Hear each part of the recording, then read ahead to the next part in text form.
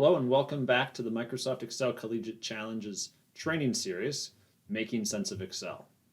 In this challenge, we're going to be talking about retirement savings, specifically how much of your salary you should save for retirement and how employer matches can affect that and kind of what you expect to receive when you retire. So let's get right into the model. So in this model, you can see we have a number of instructions up front. I'm going to run you through these as the video goes. And we'll start talking about them by getting to know the parameters a little better. All right, so in any model, when we think about savings for retirement, you have to think about how much money you're making. So we're going to have a starting salary here. Again, these parameters are going to change. Whenever we hit that reset parameter button, you'll get a new draw of those parameters. So in this case, we're starting out making $51,000 per year. We're then going to set our savings rate, in this case at 3%. So 3% of that salary is going to be set aside into your retirement account. Functionally, this will happen each month or each paycheck, but in reality, we're just going to model it as a percentage of the total annual salary. We're also going to have an employer match. So at least in the US, many employers will match whatever you contribute to your retirement account up to a point. So in this case, the employer will match up to 3%. That's a pretty common number, although some do 6 or even higher percentages. In this case, if you were to have an employer that matched 6%, but you only provided 3%, typically your employer will only match up to the percentage that you contribute. So one big piece of advice is to always contribute at least what your employer will match. Otherwise, you're essentially leaving free money on the table. The next parameter we're going to be looking at is the nominal return. So this is going to be in today's dollars, or in dollars that we're going to always observe, and we'll talk more about that in a minute. But essentially, this is the dollars that you see in your bank account are going to grow at this rate of return. Again, the actual returns are going to vary based on stock market performance, but we're going to think about just a constant kind of average return per year. And then with that comes inflation. Right? This has been a big topic over the last couple of years, and so we really have to be aware of how much money, how much product a dollar buys. And inflation is basically going to erode that purchasing power over time. So what you can buy with $1 today, you won't be able to buy that same thing with $1 in 20 years. So we're going to account for that, which is particularly important when we're thinking about retirement planning. And then finally, we're going to have a target real wealth. So this would be the amount of money that you want kind of as your magic number, so to speak, when you retire. So we want to think about this in real dollars or today's dollars, because it's really hard to think about, okay, how much money am I going to need in 30, 40, 50 years each year to retire? That depends on the inflation. Instead, you can think about, oh, how much money do I need today? Do I need more or less than that in retirement? And then we can scale that up accordingly. So we're going to be thinking about real dollars in this case. So here you're making $51,000 a year. You're trying to have $600,000 of today's dollars when you retire. All right, so let's get into the model and use those to answer some questions. All right, as we scroll down, you see the first thing we're looking for is the inflated value of $1 in 10 years. So we know we're going to have to build this model out over a number of years. Let's go ahead and start with just entering our years, if I can get the typing right. And we're going to build this model to accommodate out to 50 years. So we're just going to use our sequence function. Again, I showed in other videos kind of other ways you can do this, but we're going to use sequence to make this nice and easy and show some of the really nice features that you have with these spilled arrays. If you're not in Office 365, you're not going to have access to these functions, but again, there are kind of the older ways to do all of these same things. All right, so we got our years, and now we got to project our inflation. So the way inflation works is it's going to compound each year. So in this first year, we're just going to have 1 plus our inflation rate. If we scroll up, we see that that's 4%. Let's hit F4 to make sure we lock that, and we get 1.04. So what that means is that what you can buy for $1 today, say you can buy an apple for $1, well, in 1 year, that's going to cost you $1.04. And then if we go to the next year, it'll cost us even more. And the way we can incorporate that is by raising this to the power of the years. So the first year would be 1.04. If we drag it down, you see the second year raised to the 2 means we have 2 years of 4% inflation. So that same apple now, instead of costing $1 today, costs $1.08 in 2 years. All right, so that's the idea of this inflation and how it's going to compound. Now in Excel, we have a couple options here. We can either copy this, go to the bottom and paste it down, we see that, in 50 years, that apple cost $7.11, quite a bit.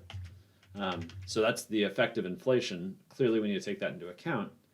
But that was just one way we can do this in Excel. And I want to show you how you can use these dynamic arrays to actually make this much easier. So we're going to delete everything we have down there. And instead, when we reference our sequence function in B55, we can put a hashtag behind it. So what that's going to do is going to reference the entire spilled array or dynamic array, kind of terms we use interchangeably. And now it automatically spills down what we saw before by copying the formula down. And you can see this if you scroll down, the formula bar up here is kind of grayed out, right? To indicate that the formula is spilling into that area, but it's not based in that area. It's based in this original C55 cell. Important thing to notice, put a value below it, you're going to see a spill error. That's because it's trying to spill in an area that would otherwise overwrite values you have. So if we get rid of those values, our number comes back. All right, so now that we have that, our first question is, what is the inflation in 10 years? So we see this 1.48, so we can just take our answer and link to our year 10 value, check that we're right, and we see that we're on the right track so far. All right, so as we move on, we see our next question is, what's our projected salary in year 20? And then we're going to start looking at our retirement contributions. So let's come back down to our model and let's get our salary in here. And we can link to our salary. All right, put our F4 in there, and then we multiply it times our inflation factor.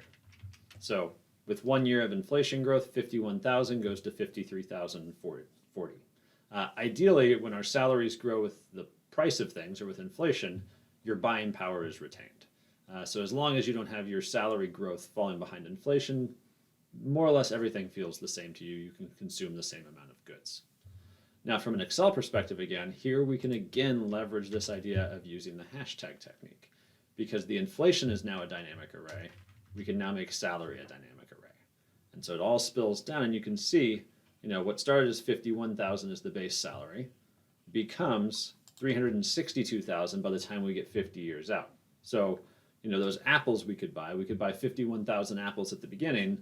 We can still buy 51,000 apples here at the end. It's just each apple costs $7.11 instead of that original $1. All right, so now once we go from salary, we can now calculate our retirement contributions.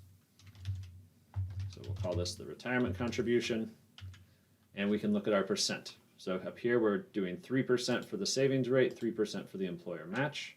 So just as before, we can take our salary times our 3% savings rate, lock that in, and again, let's make sure this spills, put our hashtag on it, and now we have our retirement contributions.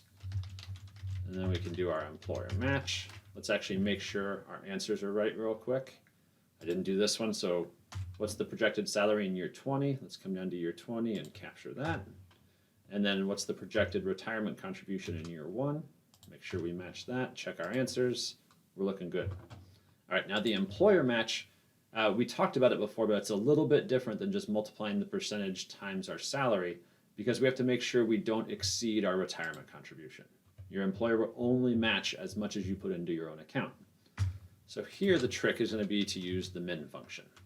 So it'll take the minimum of either the percentage that you put in or the employer match percentage. So if you contribute 10% in this case, great, you're saving more, but your employer's not going to match anymore because 3% is the max they will do.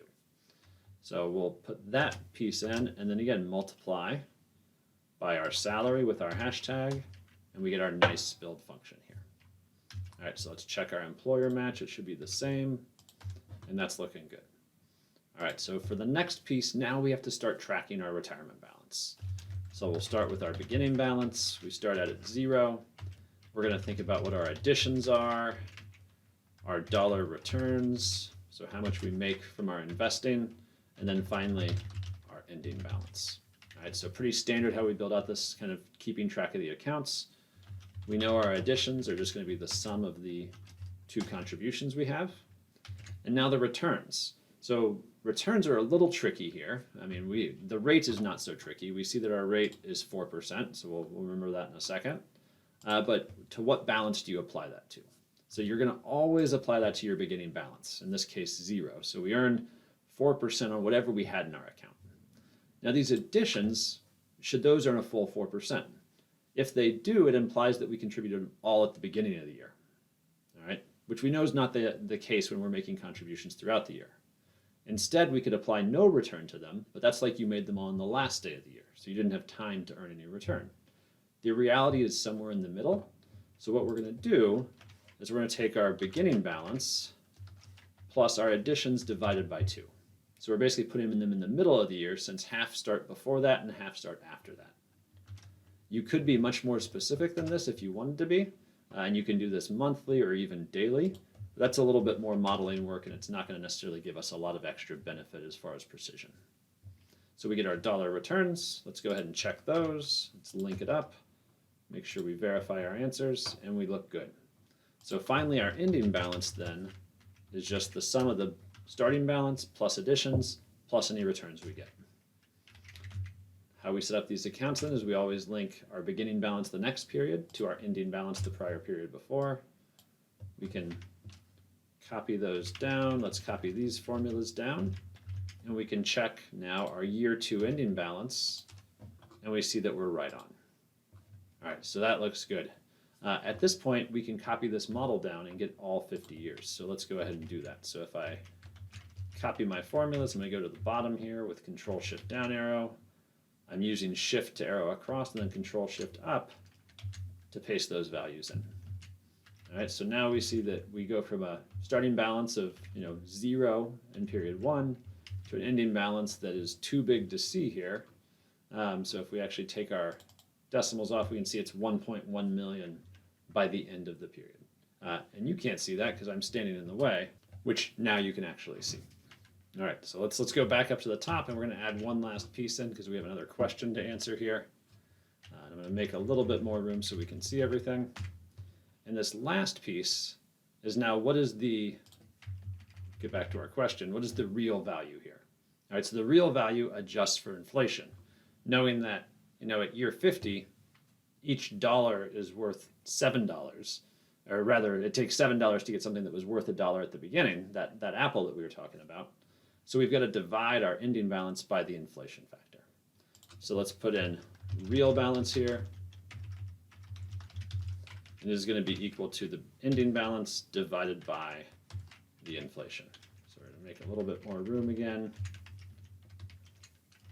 And we'll fill that down. And we see that by the end, what was 1.1 million is now only $156,000.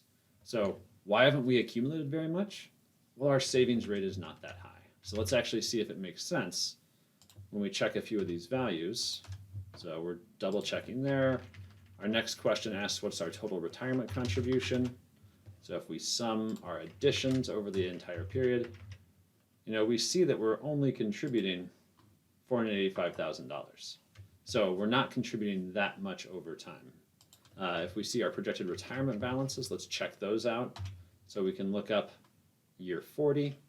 So if we come down to year 40, get our balance, we see it's $599,000.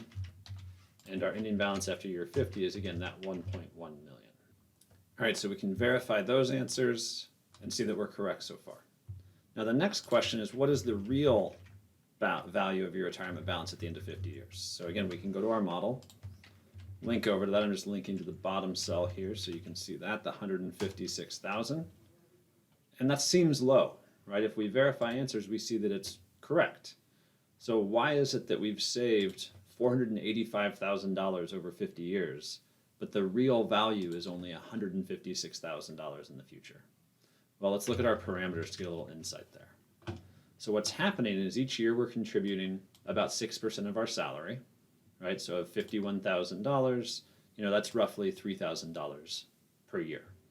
Now it's growing at 4%, but inflation is eroding that also at 4%. So this would be a really bad scenario over 50 years, in that you're essentially getting no real return over the entire period. I do not expect this at all over the next 30, 40, or 50 years, but it could happen. It's something we've seen happen in Japan over the last three decades or so. So in this case, because the real value of a dollar isn't increasing, right? Inflation is exactly offsetting the return. We're getting no growth. So you're basically just saving your $3,000 a month for 50 years, which gives you about that $150,000 roughly. So that's why we haven't really seen a big growth in wealth. In this case, to have a big growth in wealth, if you're going to have such poor real returns, you just have to save a lot more. And that's what these next couple of questions are going to address is what happens if we increase our savings rate? So the first thing we're going to do is figure out, did we meet our goal in the current window? In this case, not at all, because we wanted to get to 600,000, we only got to 150,000. So let's reset our parameters and see if we can get something that gives us a little better idea. Let's see, this one should, because we can see our target wealth is 700,000, and we've gotten to 787. So it seems like we reached our goal, and we did it a few years early. So let's see if we can figure out when that happened. So let's do an XLOOKUP here, where we're going to look up our goal value, right? So we want to find that 700,000. Where do we want to find it? In the real balance column. All right, so we're going to look in there. I'm going to lock that. And what we want to get back are the years or which year that happened. All right, so let's see if that worked for us. It gives us a hashtag NA, which typically means it didn't find what it was looking for. And in this case, it was looking for $700,000. And if we scroll down, all right, and I get out of the way again, all right, we see that $700,000 never shows up. However, we do have 709,000, which is the next greater value. So here we want to use the approximate matching function or feature of XLOOKUP. And so we're going to find the next greater item, which in this case would correspond to year 46. So let's go ahead and build that in. So if we put that in here, we do comma. We're going to skip one here for just a minute. And then we use exact match or next bigger item, which is the 1. And now we find year 46. So that worked very nicely. In this case, it works because we found a bigger item. If I come back and reset the parameters again, we see a case where we didn't find the bigger one, right? We wanted to get to 1.3 million. We only got to 660, so we couldn't find it, and we get this NA. In this case, we want a special message that says goal not met, if this is the case, and that's what we can use this empty argument for. So you can put in a message if you don't want to see that hashtag NA if there's an error and something's not found. So now we're going to match kind of regardless of whether we meet our goal or not and whether we find the value we're looking for. All right, so our final question in this one is what happens if we double our savings rate? So in this case, we're saving at a 5% rate. So in this case, we're saving at this 5% rate. What if we made it 10%? Now, one way to do that is to basically rebuild our model, right? We could change this instead of 5%, we could make it 10%, and we could get our answer. But that's going to mess up all these other answers we have based on the original savings parameter. So we don't want to do that. We could also copy our model, create a new copy, and move it somewhere else and recalculate that way. That's a little bit more cumbersome. It would work, but we're going to do a way that's a little bit more elegant, and it's called a data table. All right, so we're going to set this up first. The first thing we want to do is capture the value we want, which is the answer from this question. All right, and then we want to put in a couple different parameters. So the idea is that we're going to run scenario analysis. So we're going to try multiple scenarios on this same model. Our base scenario is the savings rate we have. So in this case, that 5%. The scenario we want to try is that times 2, or 10%. And we could also try that times 3 if we want to see a couple different values. Now the idea behind a data table is it's going to take each of these values in the column and it's going to replace them in some target cell. In this case, our target cell is going to be that savings rate right up here of 5%. So we're going to replace 5% with 10% and with 15%. And then the data table is going to tell us the value that we get in that formula cell. So that's the idea. What we can do to make it happen is we got to select that entire area, and we're going to go to Data, What If Analysis, and Data Table. All right, you can also use Alt-AWT as the shortcut for this. Now, because our inputs are in a column, we're going to use the column input, and the input cell is that savings rate we targeted. So let's come up here and select our savings rate. We say OK. And now it updates this table for us, and it's captured the values for us.